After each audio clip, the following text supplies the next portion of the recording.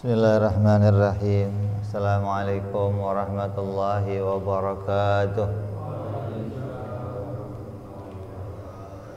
Al-Fatihah ila ruhi Sayyidina wa Habibina wa Syafi'ina Rasulillah Sayyidina Muhammad ibn Abdullah sallallahu alaihi wa ala alihi wa ashabihi wa azwajihi wa dhurriyyatihi Allah ya'adir rijati bil jannah wa yanfa'una bi asrarihim wa anwarihim wa ilumihim wa nafahatihim wa barakatihim fid dini wa dunya wal akhirah wa yaj'aluna min hisbihim yarzuquna mahabbatahum wa yatawaffana ala millatihim wa yahshurna fi zumratihim bil afiyatin wa salamatin lahumul fatihah. A'udzu billahi minasy syaithanir rajim. Bismillahirrahmanirrahim. Alhamdulillahi rabbil alamin arrahmanir rahim maliki yaumiddin. Iyyaka na'budu wa iyyaka nasta'in ihdinas siratal mustaqim siratal ladzina an'amta 'alaihim ghairil maghdubi 'alaihim waladdallin amin. Bismillahirrahmanirrahim.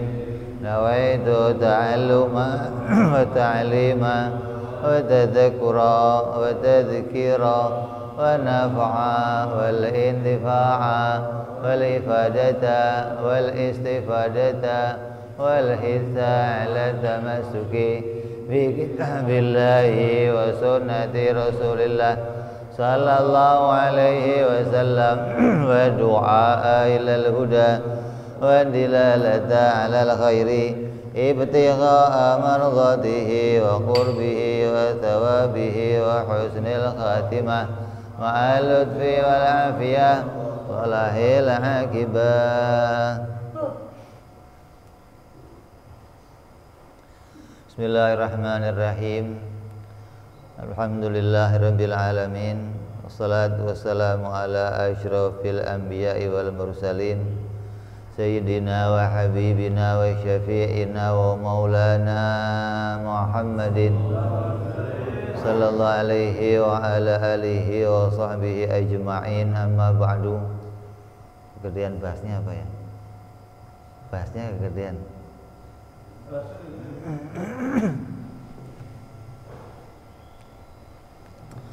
Qala musanniful kitab Hadratus Syekh Ya Sa'id bin Ki Armiyah rahimahullah wa ghafara lahu wa liwalidayh pas wa nafa'ana bihi fid dharain. Allahumma aftah qulubana futuhal arifin wa bihidmatika wansur alaina birahmatika ya arhamar rahimin.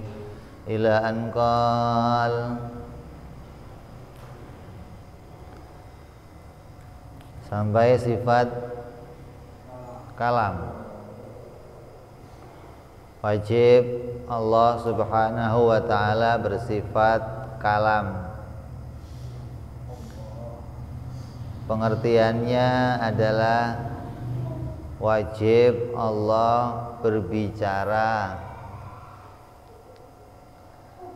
tidak dengan huruf dan suara.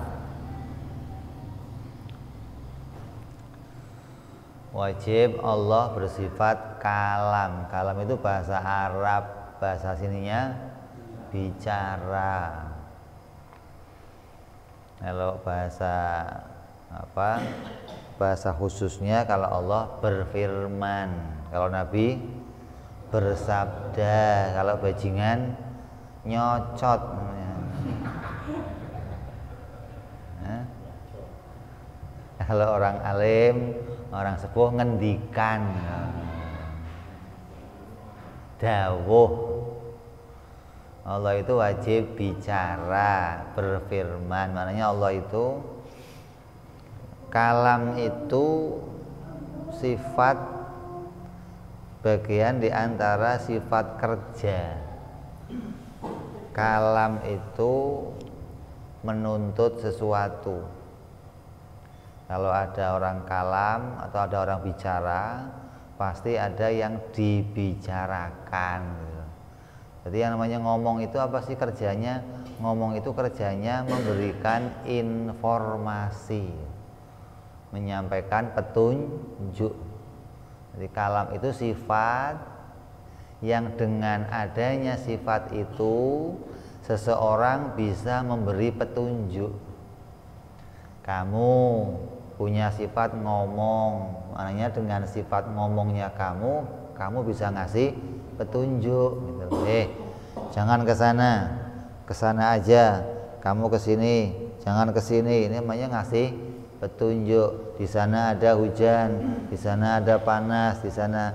Namanya sifat kalam yang kerjanya adalah menunjukkan sesuatu atau memberikan suatu petunjuk. Maka Allah Subhanahu wa ta'ala dengan sifat kalamnya, maka Allah juga menyampaikan sesuatu. Allah menunjukkan sesuatu dengan sifat kalamnya. Dengan firman-Nya Allah menunjukkan sesuatu. Lah, yang kalamnya Allah menunjukkan sesuatu dengan kalamnya itu enggak pakai suara dan enggak pakai tulisan. Kalau kita kan menunjukkan sesuatu jalannya pakai suara atau pakai tulisan. Dilarang parkir, dilarang berhenti, dilarang merokok, dilarang pakai tulisan bisa tuh. Atau pakai suara. Jangan sini. Sini. Kalam yang pakai suara atau pakai tulisan itu informasi yang diberikan terbatas. Allah menyampaikan informasi, Allah menyampaikan petunjuk dengan sifat kalamnya itu enggak terbatas. Nah, kalau Allah dipahami sifat kalamnya itu pakai suara atau pakai huruf, maka jadinya sifat kalamnya Allah terbatas. Informasi yang disampaikan juga terbatas, maka itu mustahil bagi Allah. Sifat kalam yang dengan suara, dengan huruf itu sifat kalamnya kita, manusia, malaikat, jin, makhluk. Itu pakai huruf, pakai suara. Nulis atau ngomong. Nah, apabila pakai tulisan atau pakai omongan, maka isinya pasti ada bahasanya. Coba omongan apa yang nggak pakai bahasa? Pasti pakai bahasa. Ketika omongan itu pakai tulisan, karena tulisan berkaitan sama huruf. Suara juga berkaitan sama huruf. Maka setiap omongan yang pakai suara, pakai tulisan terbatas pada huruf-huruf yang tersusun-susun. Yang namanya ngomong pakai suara itu menyusun huruf-huruf A, B, C, D kamu susun hingga bisa dipahami untuk disampaikan kepada orang lain. Artinya apabila ada suatu kejadian atau ada suatu pengetahuan yang saya mau informasikan ke orang lain, mau saya tunjukkan, maka petunjuk yang saya gunakan ketika pakainya suara atau huruf, maka itu harus menggunakan kalam yang banyak sekali. Contoh saya mengetahui kalau semalam ada hujan. Saya tahu kalau semalam ada hujan. Terus mau saya informasikan, oh itu butuhnya kalimat banyak banget. Nggak bisa informasi itu saya sampaikan dengan satu kali omongan, nggak bisa. Harus berkali-kali omongan. Karena ngomongnya pakai huruf atau ngomongnya pakai suara. Maka untuk sampai pada pemahaman satu informasi itu butuh ngomongnya berkali-kali. Saya tadi malam melihat hujan turun, berapa kali ngomong itu udah. Ini terbatasnya omongan yang pakai huruf dan suara. Terus omongan yang pakai huruf dan suara juga omongan yang mengalami perubahan. Sedangkan kalamnya Allah itu enggak mengalami perubahan. Informasi yang Allah sampaikan juga tidak terbatas. Maka tidak mungkin kalamnya Allah itu pakai huruf atau pakai suara.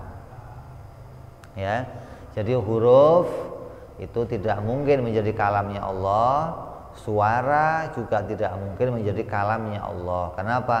Karena kalam yang pakai huruf itu terbatas, kalam yang pakai suara juga terbatas. Di kalamnya Allah nggak pakai huruf, nggak pakai suara. Emangnya ada bib kalam yang nggak pakai huruf, nggak pakai suara? Orang kan nanya. Selama ini kita tahu ya kalam itu pasti pakai huruf, pakai suara. Emangnya ada bib kalam yang nggak pakai huruf, nggak pakai suara? Ada. Mana kalam yang ada di dalam hati kita? Omongan hati kita, hati kamu ngomong nggak? Hah? Hati kamu ngomong. Kalau hati ngomong-ngomong itu ada yang denger nggak? Berarti nggak ada suaranya dong. Kalau ada suaranya, kalau ada suaranya, pada denger. Kalau omongan hati kamu itu ada suaranya, yang lain denger. Apalagi kamu ngomongin orang, dasar bau nih orang. Sialan, kamu ngomong di hati kamu denger dia ngomong apa lo gitu. Tapi kan orang nggak denger, berarti omongan di hati kamu itu nggak ada suaranya. Terus omongan di hati kamu ada tulisannya nggak? Buktinya kamu kalau nulis surat atau mau SMS kan mau nulis kan, yang kamu tulis itu kan omongan. Asalnya sumbernya dari mana? Dari hati. Kalau di hati sudah tulisan, nggak usah kamu tulis lagi dong, keluarin aja. Kalau di hati sudah ada suaranya, mulut nggak usah ikut-ikut, cukup hati yang ngomong, yang lain denger. Nyatanya, kamu kalau mau ngomong yang di hati kamu mau sampaikan ke orang lain, perlu kamu keraskan pakai suara atau perlu kamu tuliskan. Berarti yang di hati ini ada omongan tapi bukan dengan suara dan bukan dengan tulisan. Itu yang disebut omongan yang asli. Namanya kalam sifat. Di kalam sifat itu kalam yang asli pada diri kita, yang kalam itu nggak bisa dipisahkan dengan kita. Itu namanya kalam sifat. Kalam yang tidak bisa dipisahkan dengan dirinya seseorang yang ngomong, namanya kalam sifat. Kalau omongan yang bisa dipisahkan, namanya kalam apa? Dalil. Atau kalam lafzi namanya. Kalam yang sudah dilafatkan, baik lafadznya bentuk suara atau lafadznya bentuk tulisan. Kalau kalam yang sudah dituliskan, bisa dikopi nggak? Bisa dipindah nggak? Bisa. Kamu SMS, kan isinya omongan kamu kan? Kamu kirim ke si anu, kamu kirim ke si anu, kamu kirim. Itu omongan yang kamu kirim itu bukan omongan asli kamu, bukan. Omongan asli kamu di mana? Ya di hati kamu. Itu namanya omongan sifat. Di setiap manusia yang dia punya ilmu pengetahuan, pasti di hatinya punya sifat kalam. Maka Allah Subhanahu wa ta'ala pada dirinya juga ada sifat kalam. Dan kalamnya Allah itu bukan pakai suara, bukan pakai tulisan, tapi juga bukan seperti kalam yang dalam hati, bukan. Kita mencontohkan kalam dalam hati itu mau membuktikan bahwa ada yang namanya omongan nggak pakai tulisan dan nggak pakai suara, ada gitu loh. Bukan omongannya Allah sama kayak omongan hati saya, bukan.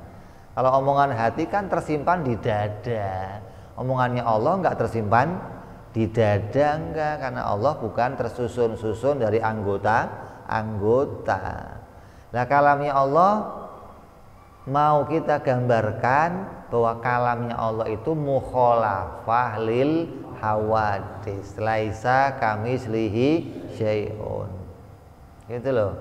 Jadi kalamnya Allah kalam yang bukan dengan huruf, bukan dengan suara.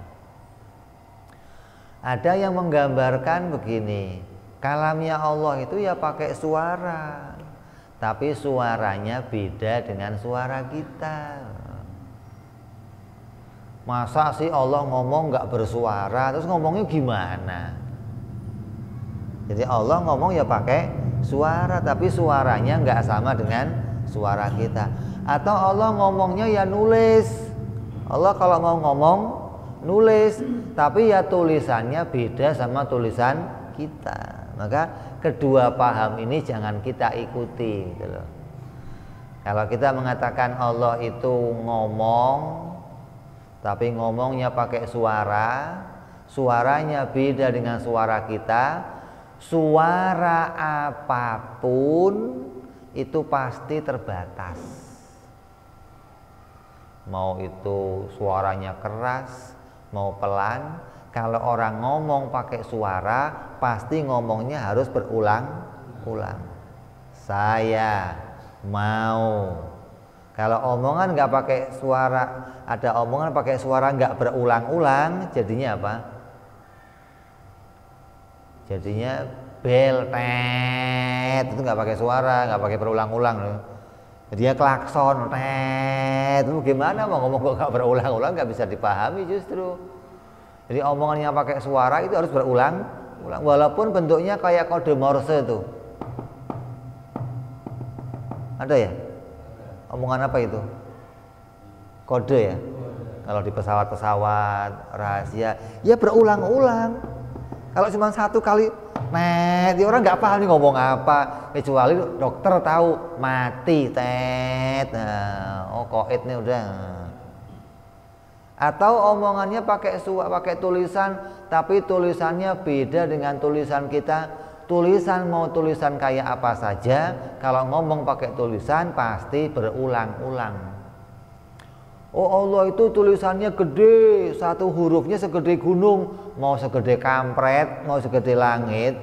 Kalau pakai tulisan mesti berulang, alif, ba, ta. Kalau nggak berulang-ulang jadinya apa? Garis. Gimana nggak berulang-ulang gimana? Kalamnya Allah tidak mungkin pakai huruf, tidak mungkin pakai suara, gitu loh. Ini yang mau kita tekankan. Jadi jangan sampai kita salah paham, karena ada yang mengajarkan Allah itu ngomongnya pakai suara, pakai tulisan, tapi tulisannya, suaranya nggak sama dengan suara kita. Maka yang demikian adalah orang-orang yang masih menyerupakan sifat Allah dengan sifat makhluk, atau mensejajarkan gitu loh. Sama kayak ngomong Allah itu duduk di langit tapi duduknya beda sama duduknya kita gitu loh. Allah punya mata tapi matanya beda dengan mata kita. Oh ini begini pahamnya, paham rusak. Jangan ikut paham yang seperti itu.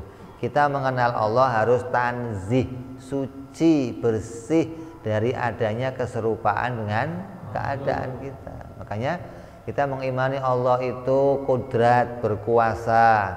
Kuasanya Allah nggak pakai tangan, nggak pakai alat, nggak pakai bantuan. Kalau kuasanya kita pakai tangan, pakai alat, pakai bantuan. Allah berkehendak, kehendaknya Allah nggak pakai menimbang-nimbang. Kalau kita berkehendak pakai nimbang-nimbang, apa iya, apa ini, apa itu, apa ono. Allah enggak, kehendaknya Allah menetapkan A, B, langsung nggak pakai menimbang-nimbang. Allah wajib berilmu, ilmunya Allah nggak tersimpan di dalam hati. Kan ilmu kita tersimpan dalam hati. Kenapa? Hati itu wadahnya ilmu, seperti memory card. Ada yang ilmunya banyak, ada ilmunya sedikit, semua terisi, tertampung dalam hati. Ilmunya Allah tidak tertampung dalam hati, karena ilmunya Allah tidak terbatas, maka nggak mungkin tertampung dalam sesuatu. Allah hidup, hidupnya Allah nggak pakai ruh, hidupnya makhluk pakai ruh. Allah melihat, melihatnya Allah nggak pakai mata, gitu loh. Itu namanya mensucikan Allah. Allah mendengar, mendengarnya nggak pakai telinga, gitu. Sampai akhirnya Allah berbicara, bicaranya nggak pakai huruf, nggak pakai suara, gitu loh.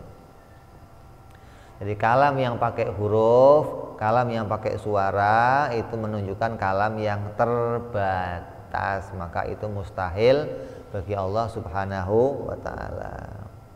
Ya jelas nih, artinya kita ngerti dulu kalamnya Allah. Ngerti dulu bahwa Allah itu wajib punya sifat kalam. Nanti selanjutnya baru bicara yang ditunjukkan apa oleh Allah. Kalau ada orang memberi petunjuk, pasti ada yang ditunjukkan. Allah menunjukkan apa sih dengan sifat kalamnya, dengan firmannya itu Allah menunjukkan apa? Oh, dengan firmannya Allah menunjukkan 3 perkara. Perkara yang wajib, perkara yang mustahil, dan perkara yang jaiz. 3. Kalam Al-Quran yang segelondong segede itu 6.666 ayat, itu kalau mau disimpulkan pakai akal, isinya cuma 3 macam omongan, 3 macam informasi, 3 macam petunjuk. Kalam yang menunjukkan perkara yang wajib, menunjukkan pada perkara mustahil, menunjukkan pada perkara yang jaiz. Makanya kamu kalau baca Quran, tafakur sambil berpikir, maka memikirnya apa? Saya sedang baca informasi dari Allah. Seminim-minimnya info yang kita terima, petunjuk pada 3 itu. Oh, ini menunjukkan kalam yang wajib. Oh, ini kalam yang mustahil. Oh, ayat ini yang jaiz. Seminim-minimnya itu. Kalau itu juga nggak bisa kita dapati, berarti ya kita nggak mendapat petunjuk apa-apa, gitu loh maksudnya. Apa contohnya? Diantaranya kalam yang menunjukkan perkara wajib. Perkara wajib itu menunjukkan pada semua keadaan-keadaan dirinya Allah. Kalam yang pertama, kalam yang menunjukkan pada perkara yang wajib. Firman Allah yang berisi perkara yang wajib. Wajibnya wajib akal maksudnya, yaitu kalam yang berkaitan sama sifat-sifat Allah Subhanahu wa ta'ala. Allah memperkenalkan tentang dirinya, maka kalam ini kalam yang menunjukkan perkara yang wajib. Seperti apa? Laisa kamitslihi syai'un wa huwa samiul basir. Maka kalam itu kalam yang wajib. Allah itu menginformasikan tentang keadaan dirinya. Aku ini melihat, aku ini mendengar, aku ini tidak serupa dengan segalanya. Maka petunjuk itu menunjukkan petunjuk pada kalam atau informasi. Sesuatu itu wajib bagi Allah. Allah wajib melihat, wajib mendengar, wajib berbeda dengan makhluknya. Allah wajib berilmu atau wajib semua yang berkaitan sama sifat-sifat Allah ditunjukkan dengan kalam yang namanya kalam yang wajib.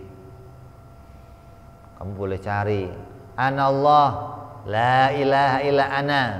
Aku adalah Allah, tidak ada Tuhan selain aku. Kalam apa ini? Wajib. Wasami'ul basir, aku itu adalah zat yang maha mendengar, maha melihat, itu kalam yang wajib. Wa alimun ala kulli syai', Allah mengetahui segala sesuatu, itu kalam yang wajib. Semua yang berkaitan sama sifat-sifat Allah, informasi tentang sifat-sifat Allah, tentang asma-asma'nya Allah, maka itu informasi tentang perkara wajib yang ada pada dirinya Allah. Terus yang kedua, Allah menginformasikan pula pada perkara yang mustahil, yang gak akan terjadi pada dirinya Allah. Contohnya apa? Contohnya apa kalam yang mustahil? Allah menunjukkan yang gak akan mungkin terjadi pada dirinya. Contohnya apa? Hah? La ta'khudhuhu sinatun wala naum. Apa artinya? Itu sifat apa namanya? Mustahil pada Allah. Gak mungkin saya itu tidur, gak mungkin saya itu ngantuk. Allah ngasih tahu nggak? Ngasih tahu. Itu namanya informasi dari Allah. Itu namanya petunjuk dari Allah. Dan kalam itu namanya kalam yang menunjukkan pada perkara yang mustahil. Apalagi contohnya? Apalagi contohnya? Guru Quran kok ngerti gimana sih? Contohnya apa? Kalam yang Allah informasikan tentang sesuatu yang nggak mungkin pada dirinya. Walam yakun lahu kufuwan ahad, lam yalid walam yulad, mattakhadallahu waladan wala sahibatan. Allah itu nggak butuh anak, Allah itu nggak butuh istri, Allah nggak butuh kawan.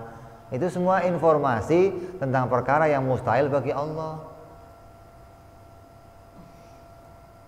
Ya, yang pertama info tentang perkara yang wajib, artinya perkara yang pasti, perkara itu ada pada dirinya Allah. Namanya info atau petunjuk perkara yang wajib. Yang kedua, informasi atau petunjuk tentang perkara yang tidak mungkin akan ada pada dirinya Allah. Namanya perkara yang hingga kalau ada orang ngomong Allah itu boleh aja punya anak, kamu nggak dapat informasi dari Allah, berarti kamu salah informasi. Kalau begitu salah paham petunjuknya Allah. Allah nggak butuh anak, Allah nggak butuh istri. Mana? Allah kalam dalam Quran, mattakhadallahu waladan wala sahibatan. Allah itu nggak butuh anak dan nggak butuh istri, dan yang lain-lainnya lagi, semua yang mustahil bagi Allah diinformasikan dalam Al-Quran. Yang ketiga, informasi tentang perkara jaiz. Inna fi khalqis samawati wal ardi wa ikhtilafil laili wan nahari. Itu ayat-ayat pada perkara yang jaiz. Allah katakan apa dalam wa ayatul lahumul ardul maitatu ahyainaha wa akhrajna minha habba wa minhu ya'kulun wa ja'alna fiha jannatin min nakhil wa anab wa fajjarna fiha minal uyun liya'kulu min thamarihi. Itu semua ayat yang jaiz semua. Allah bicara tentang perkara yang diciptakan Allah, bikin langit, bikin bumi, Allah tumbuhkan tumbuh-tumbuhan, Allah jadikan buah-buahan, Allah jadikan taman-taman, Allah jadikan manusia. Itu semua petunjuk perkara jaiz. Info tentang Nabi Allah Adam alaihissalam, tentang Fir'aun, tentang nabi-nabi sebelumnya, info tentang surga, neraka, kiamat, perkara apa itu? Jaiz. Jadi kalam di Quran yang segitu banyaknya, kalau mau kamu simpulkan, hanya isinya 3. Info yang berkaitan perkara yang wajib pada dirinya Allah, info yang mustahil pada dirinya Allah, dan info perkara yang jaiz yang diciptakan oleh Allah Subhanahu wa ta'ala. Kalau 3 ini gak kamu peroleh dari baca Quran, berarti kamu cuman baca doang, gak dapat pemahaman apa-apa. Berpahala nggak, Beb? Pahala, karena Quran beda dengan zikir. Quran itu berpahala dengan cukup membacanya. Baca dapat pahala, walaupun kamu nggak dapat petunjuk apa-apa dari situ. Sama aja kayak kamu mau ngambil ikan atau mau ngambil air di kolam, pakainya saringan, bisa nggak? Pakai saringan mau ngambil air gitu, taruh ember gitu, bisa? Dapatnya apa? Dapatnya saringannya bersih. Kalau tadinya kotor, jadi saringan yang bersih, airnya nggak ada. Nah, itu saringan kamu bersih, hati kamu bersih dari macam-macam kotoran kalau kamu baca Quran walaupun nggak ngerti artinya. Tapi Quran itu isinya bukan hanya mau cari pahala, tapi juga mau cari informasi, karena kalamnya Al-Quran adalah kalamullah, maknanya petunjuk dari Allah. Seenggak-enggaknya kita dapat info yang paling minim ya 3 tadi: kalam yang wajib, kalam yang mustahil, kalam yang jaiz. Kalau mau ditambahkan lagi nanti dari perkara yang jaiz, dibagi lagi nih. Dari perkara yang jaiz isinya ada apa saja? Ada 5 kalam yang masuk dalam isinya perkara jaiz, ada 5. Apa aja? Ada janji, ada ancaman. Mana janji? Allah berjanji siapa yang ibadah akan masuk surga, al-jannatu limanittaqo, siapa yang bertakwa akan masuk surga, siapa yang bersedekah akan diberikan, dijauhkan dari musibah, sumu tasihu, siapa yang puasa akan dijadikan sehat. Itu janjinya Allah dalam kalam yang jaiz namanya.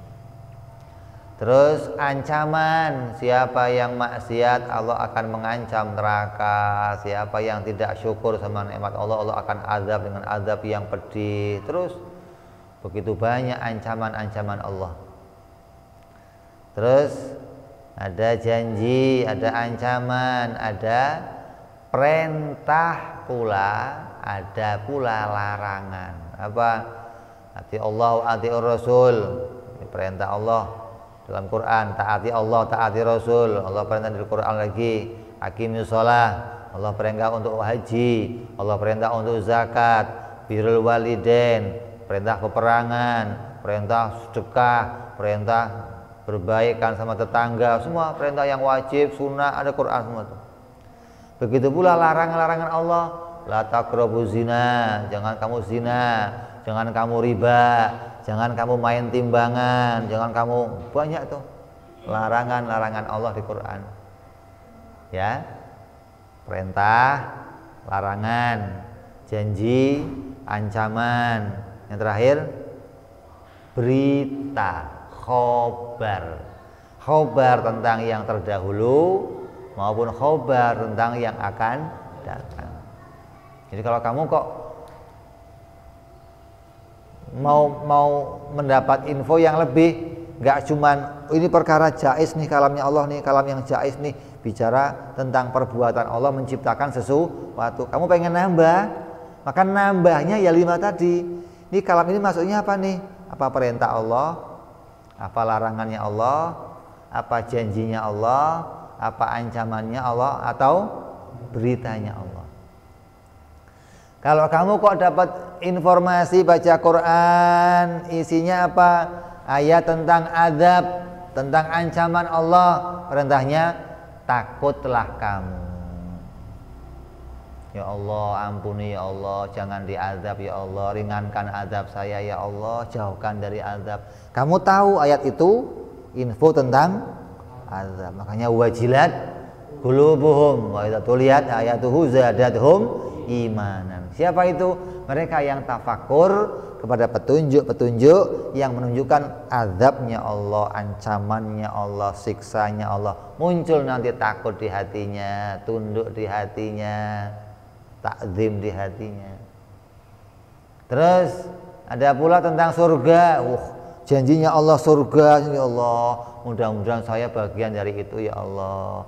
Saya bagian dari Sahabatnya Nabi, kalau Nabi cerita surga itu diem aja,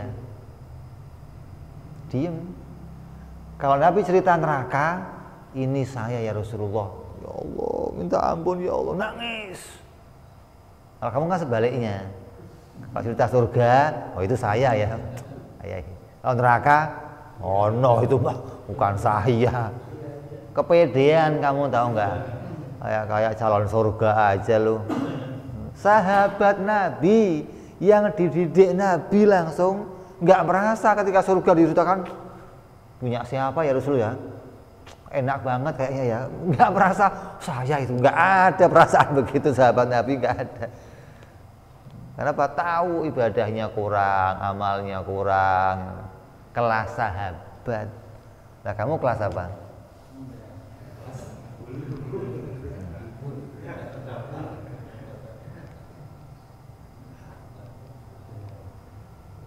Kalau baca ayat yang perintah isinya dirikanlah sholat, kerjakanlah haji, kerjakanlah puasa, ya Allah mudah-mudahan Engkau berikan saya kemampuan, kekuatan ya Allah untuk bisa ibadah, berikan taufik ya Allah, hidayah. Kalau ada ayat yang bicara larangan Allah, mohon dijauhkan ya Allah dari maksiat, dari terus begitu. Kenapa? Kamu kalau diajak ngomong sama siapa saja, diajak ngomong, orang yang ngajak ngomong kamu itu minta kamu bereaksi, nanggepin gitu loh. Jangan diajak ngomong, pelotot doang. Orang diajak ngomong, kamu denger nggak sih diajak? Kok pelotot aja? Gitu loh. Baca Quran ya begitu. Kamu sedang dapat info dari Allah, maka ya kamu bersikap gitu loh. Jangan jablek kayak diem aja. Baca cepat. Saya kan ngapal, info apa dapatnya itu? Lo kira mantra itu bukan mantra, itu informasi bro. Dikira mantra apa lo bacanya main cepet-cepetan, baca tilawatil Quran di lagu-lagunya apa itu begitu apa? Ada lagi ya. Tujuannya nggak kena, kamu nggak sampai tujuan utamanya, informasi disampaikan. Itu bukan untuk lagu-laguan, bukan.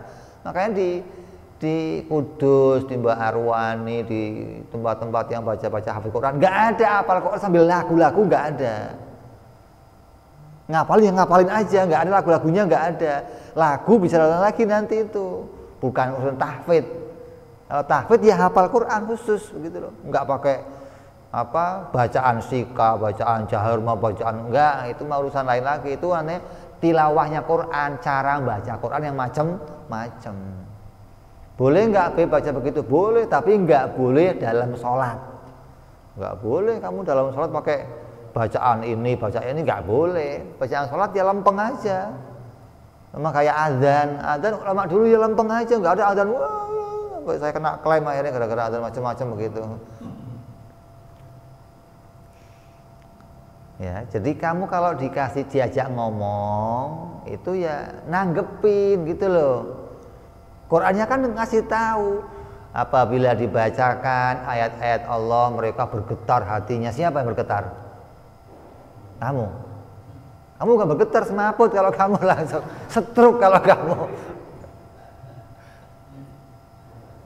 Itu perintahnya Allah, begitulah. Siapa orang yang sampai demikian? Orang yang tahu petunjuknya Allah. Oh ini Allah ngasih informasi masalah ini.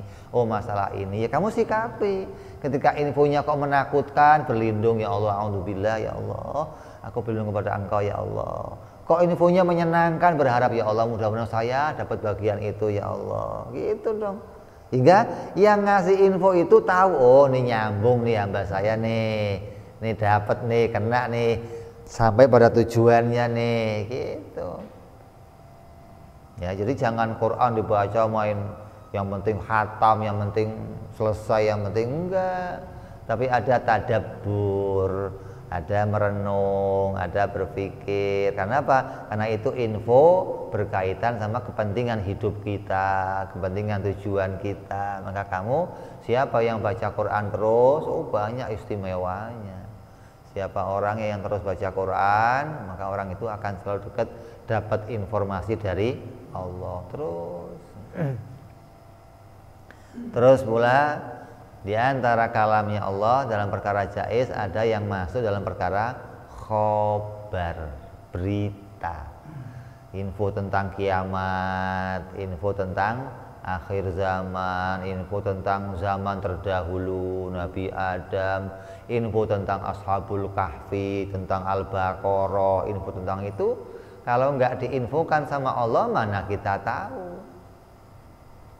Ya, jadi ini yang menjadi isinya yang dikalam sama Allah.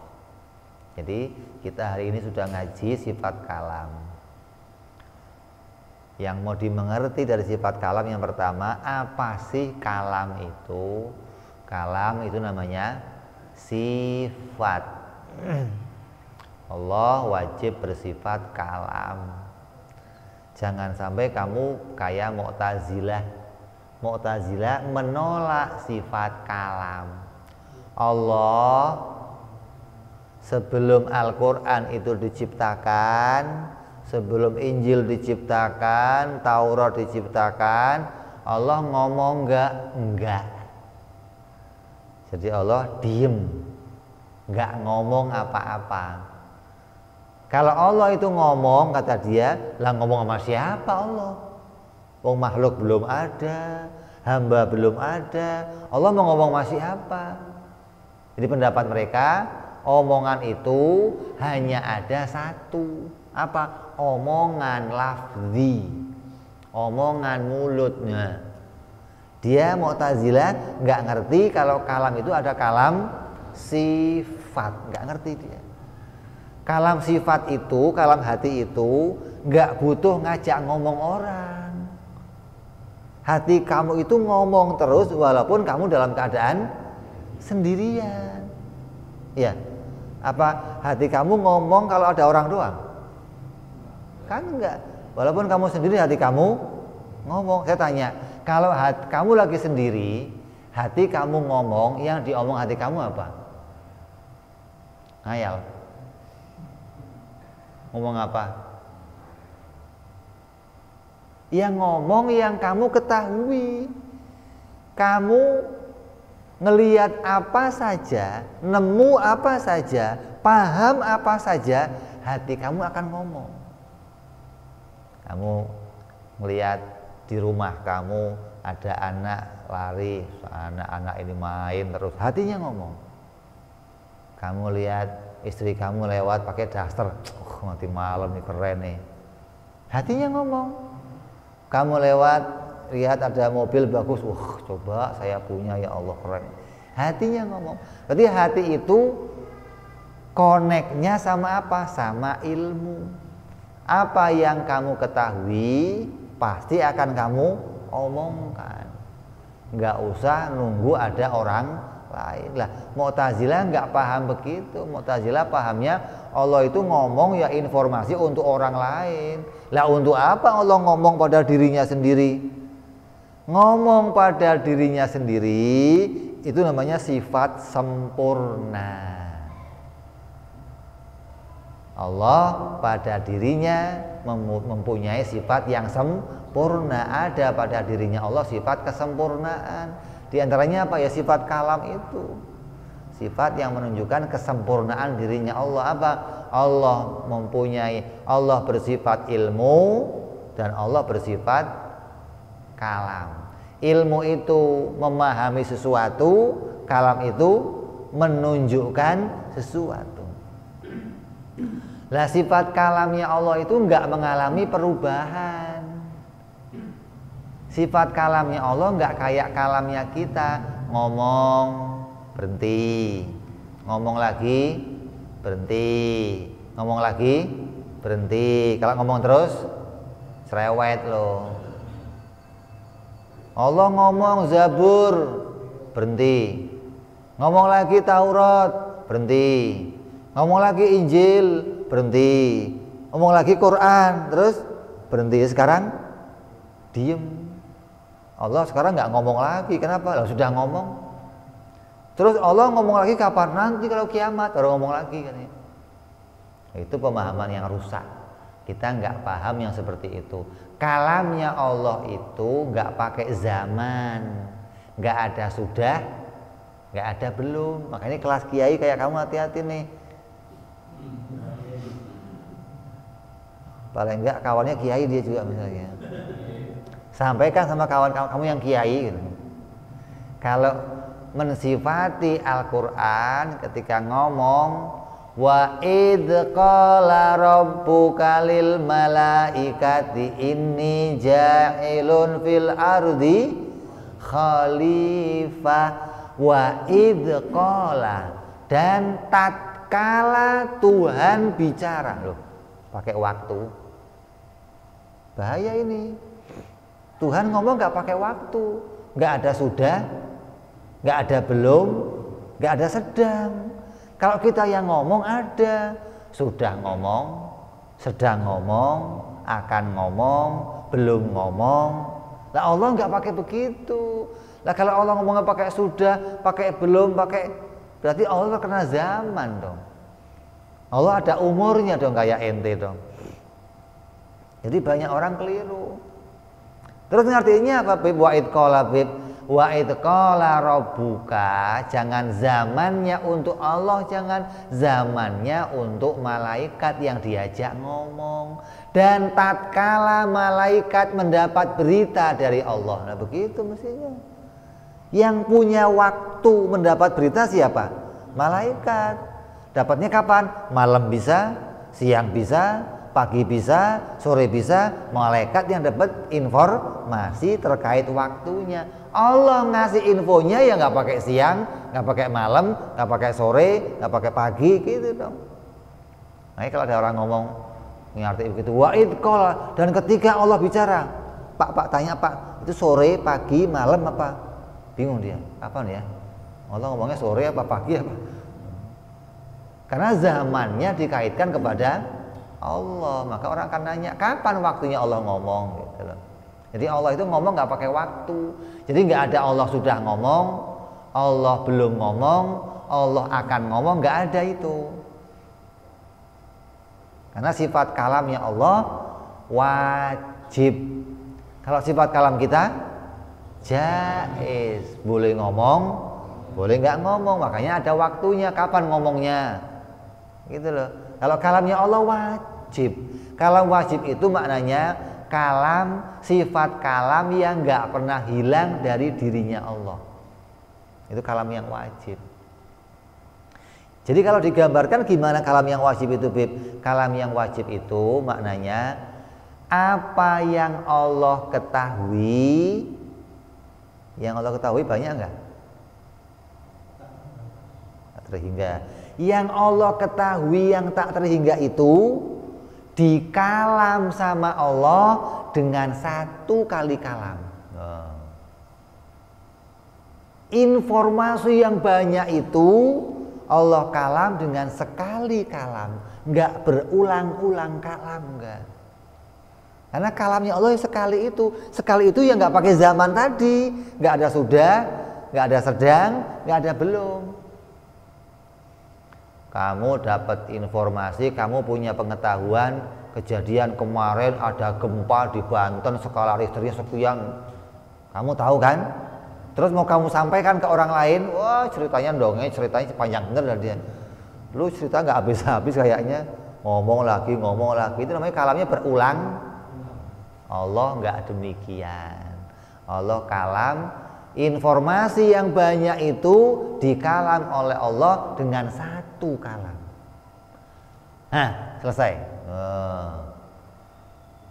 Lah, kalam yang begitu, yang sekali kalam selesai, itu mesti nggak pakai huruf, nggak pakai suara. Kalau pakai huruf suara nggak mungkin bisa. Kalau huruf suara pasti tersusun, pasti berulang-ulang gitu loh. Ini sifat kalamnya Allah yang sempurna namanya. Jadi jangan ikut-ikutan Wahabi, ikut-ikutan Salafi, ikut-ikutan Mu'tazilah. Enggak. Allah kalamnya pakai suara, suaranya menggelegar. Kira trompet, klakson kontainer itu menggelegar, bikin berisik. Kalamnya Allah nggak begitu, nggak pakai suara, nggak pakai tulisan, dan nggak berulang-ulang, nggak pakai berhenti ngomong lagi. Ya, itu yang pertama tentang bagaimana sih kalamnya Allah kita imani. Oh, kita imani kalamnya Allah bukan huruf, bukan suara, dan kalamnya Allah kalam yang esa. Terus yang dikalam apa sama Allah? Loh, yang kedua tuh. Oh, yang dikalam wajib, mustahil, jaiz. Yang Allah tunjukkan, yang Allah informasikan kepada yang lain, yang Allah informasikan dengan sifat kalamnya, itu Allah menginformasikan yang wajib, yang mustahil, dan yang jaiz. Terus lawannya sifat kalam adalah bisu. Apa artinya bisu? Bisu itu tidak bisa ngasih informasi gitu loh. Terhalang untuk memberikan petunjuk. Mustahil Allah itu nggak bisa ngasih petunjuk gitu loh. Baik nggak bisanya itu gara-gara cacat, atau nggak bisanya gara-gara diem. Mustahil Allah diem, mustahil. Diem itu sifat kita. Ditanya, jalan mau ke ini mana? Diem aja. Buka, tahu nggak? Tanya kok diem aja. Diem itu makanya nggak bisa ngasih infor, atau nggak mau ngasih infor. Mustahil bagi Allah demikian. Jadi mustahil Allah bisu, maknanya bisu itu maknanya Allah tidak bisa dengan sifat kalamnya, Allah nggak bisa ngasih petunjuk. Berarti pada dirinya nggak ada sifat kalam, nggak ada sifat yang memberikan petunjuk. Baik itu gara-gara nggak adanya itu karena cacat, ataupun nggak adanya karena bisu atau karena diam, itu juga hukumnya mustahil bagi Allah Subhanahu wa ta'ala, ya. Jadi nggak ada sifat bisu, nggak ada pada Allah. Diam juga nggak ada. Ada hadis, Bib. Bunyi hadisnya begini, Allah nanti akan diam, tidak akan bicara kepada manusia di langit selama 1000 tahun. Hadis. Manusia dikumpulkan di padang mahsyar, dan Allah akan diam kepada mereka selama 1000 tahun. Jadi kamu diem, Allah diem, diem-dieman gitu maksudnya. Maksudnya apa itu? Allah diem 1000 tahun. Diem bagi Allah, kalau mau kita pahami, ada yang mengatakan Allah itu diem. Maknanya diem itu bukan pada kalam sifat. Kan tadi kalam ada berapa? Ada 2. Ada kalam apa? Sifat sama kalam lafzi atau kalam dalil. Kalam hati namanya kalam sifat. Ini contohnya nih, kalam hati namanya kalam sifat, atau kalam mulut namanya kalam lafzi. Kalam yang saya lafadzkan, yang saya tunjukkan kepada orang lain. Kalau kalam sifat, kalam pada diri saya sendiri. Nah, kalau Allah dikatakan Allah itu diam, maknanya Allah tidak bicara kepada yang lain. Maknanya Allah tidak menjadikan petunjuk untuk kita. Seperti apa? Tadi ada perintah, ada larangan, ada janji, ada ancaman, ada berita. Maka ini nggak diberikan kepada Allah pada waktu nanti kita di padang mahsyar. Hingga pada waktu kita di padang mahsyar nggak ada perintah apapun di situ, nggak ada larangan apapun di situ, nggak ada janji, nggak ada ancaman. Sudah, kita nggak mendapat petunjuk apapun dari Allah di situ. Kalau di dunia kita dapat petunjuk nih, mana rupanya Quran, ada Injil, Taurat, Zabur itu petunjuk yang Allah tunjukkan kepada kita. Nah nanti di akhirat di padang mahsyar juga demikian, nggak ada info yang kita terima gitu loh.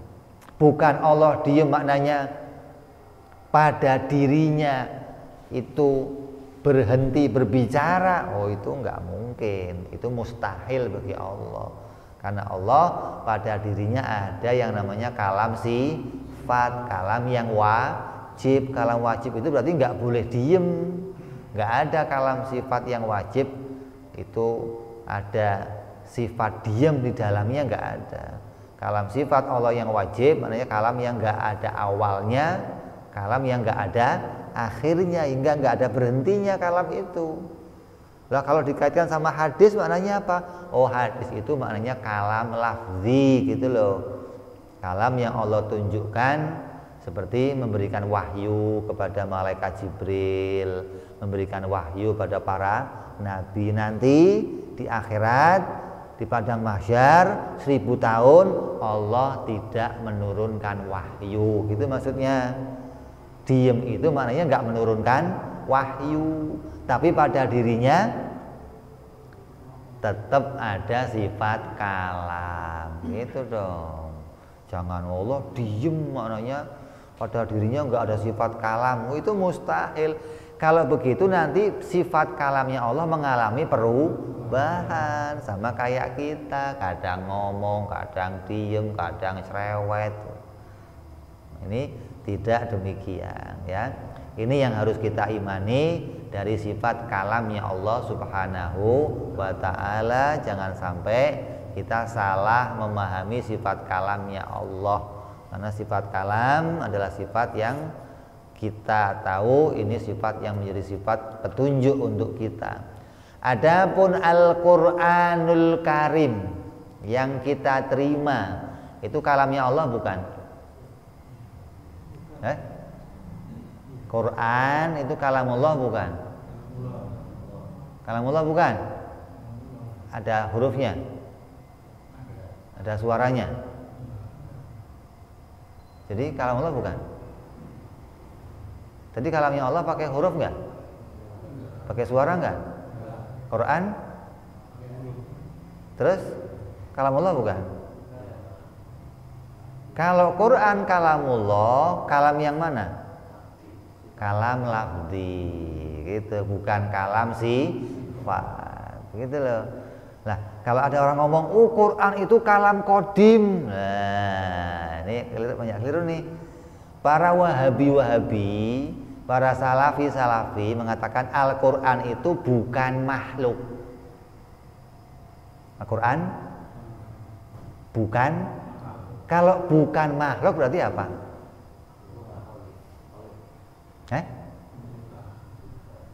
Ya kan ada cuma dua, pencipta atau yang dicipta. Kan dua-dua, nggak ada. Ini setengah makhluk, setengah kholik ada. Ada cuma dua. Ini makhluk atau ini kholik, pencipta atau yang dicipta. Kayak siapa? Gus Baha yang ngomong ruh itu bukan makhluk. Oh.